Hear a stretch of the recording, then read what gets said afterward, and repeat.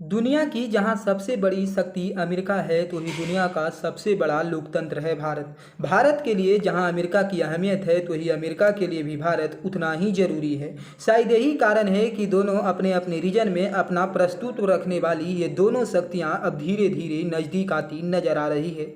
लेकिन ये स्थितियां हमेशा से ऐसी नहीं रही है। साल 1947 से लेकर साल 2020 के बीच दोनों मुल्कों में कई ऐसे मोड़ आए जब लगा कि इन दोनों मुल्कों की राहें अब अलग अलग है। लेकिन कई बार ऐसी स्थितियां भी पैदा हुई जब पूरी दुनिया में सिर्फ अमेरिका ने भारत की मदद की और वही भारत ने अमेरिका की। तो चलिए खिस्सा आज यूट्यूब पर मैं आज वैभव कुमार सक्सेना आपको सुनाऊंगा किस्सा भारत और अमेरिका के दशकों पुराने संबंधों के।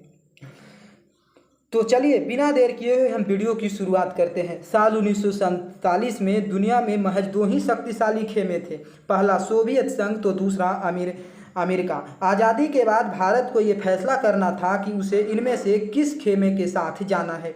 पाकिस्तान ने जहां अमेरिका को चुना तो वही भारत ने कूटनिरपेक्षता नीति अपनाई। इसी के चलते साल 1949 में पंडित जवाहरलाल नेहरू ने अमेरिका का दौरा किया ताकि वे सोवियत यूनियन और अमेरिका को ये बता सके कि भारत इन दोनों मुल्कों में न्यूट्रल रहना चाहता है। साल 1950 में अमेरिका ने भारत को अपने करीब लाने के लिए यूनाइटेड नेशन सिक्योरिटी काउंसिल यानी यूएनएससी में परमानेंट मेंबर्स की सीट भी ऑफर किया, जिसे जवाहरलाल नेहरू ने लेने से इनकार कर दिया।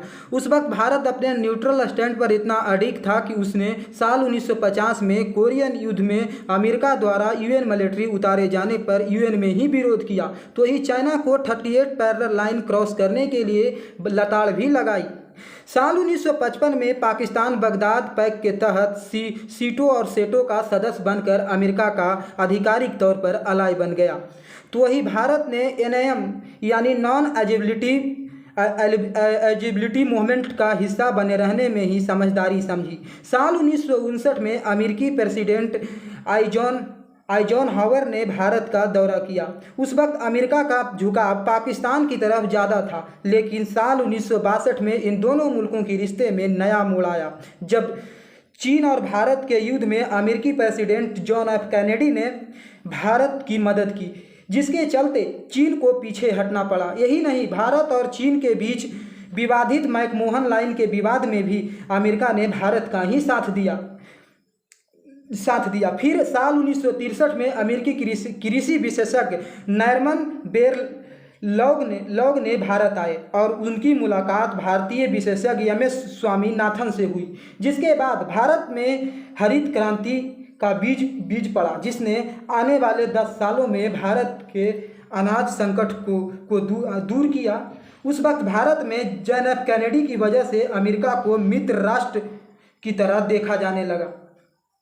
लेकिन साल 1965 में भारत और पाकिस्तान युद्ध के दौरान अमेरिका का झुकाव उस पाकिस्तान की तरफ होने की वजह से और साल 1966 में वियतनाम में अमेरिकी हस्तक्षेप का भारत द्वारा विरोध करने की वजह से दोनों मुल्कों की रिश्तों में कड़वाहट आ गई।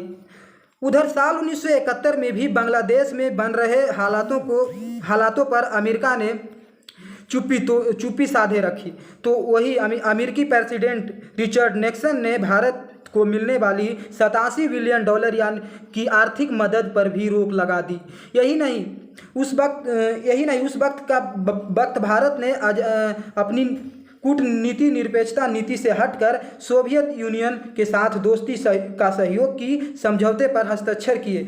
1971 के युद्ध में अमेरिकी दबाव के बावजूद भारत ने पाकिस्तान को करारी शिकस्त दी। साल 1974 में जब भारत ने पोखरण में पहला परमाणु टेस्ट किया तब अमेरिका ने भारत पर कई पाबंदियां लगा दी।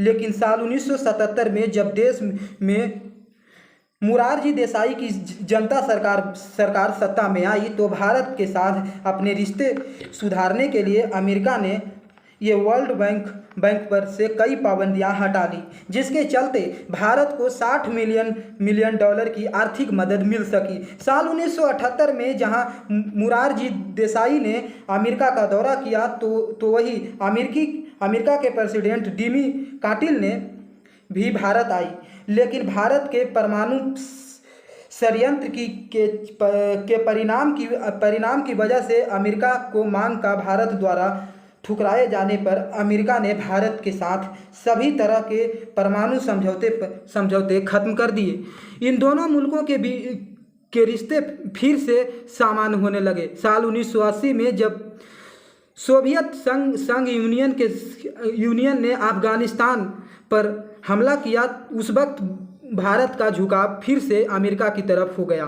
दोस्तों, उम्मीद करते हैं कि यह वीडियो अच्छा लगा होगा। अगर ये अच्छा लगा है तो इसे लाइक, सब्सक्राइब और शेयर करना मत भूलिएगा। और मिलते हैं अगले वीडियो में। तब तक खुश रहिए, स्वस्थ रहिए और घर पर ही रहिए। कोरोना वायरस की बचाव करना बहुत ज़रूरी है, इसलिए भी बेवजह घर से बाहर नहीं निकलिए।